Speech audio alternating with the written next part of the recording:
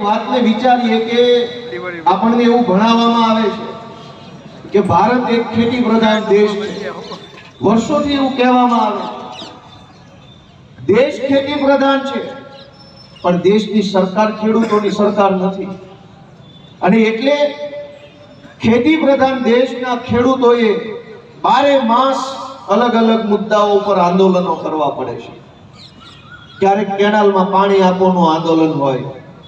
ક્યારેક સૌની યોજનાનું પાણી ફલાણા ડેમમાં નાખો આંદોલન, ક્યારેક ખાતર નથી મળતું એનું આંદોલન, ક્યારેક આ નવી જમીન માપણી રદ કરો એનું આંદોલન, ક્યારેક કે દીપડો આવીને છોકરીને બચકું ભરી ગયો એ દીપડો પકડો એનું આંદોલન, ક્યારેક સિંહ આવી ગયો શોર્ટ સર્કિટ થઈને મરી ગયો, ખેડૂતને ખોટી રીતે જેલમાં પૂર્યા છે એને છોડો એનું આંદોલન, ક્યારેક એપીએમસી માં કરદો થાય છે એનું આંદોલન,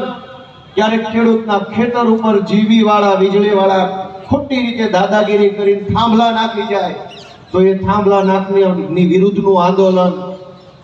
ક્યારેક રોડ રસ્તા નીકળે જમીન સંપાદનનું આંદોલન, ક્યારેક ટીપી નીકળે ટીપીના નામે 40% જમીન કાપી લે એનું આંદોલન,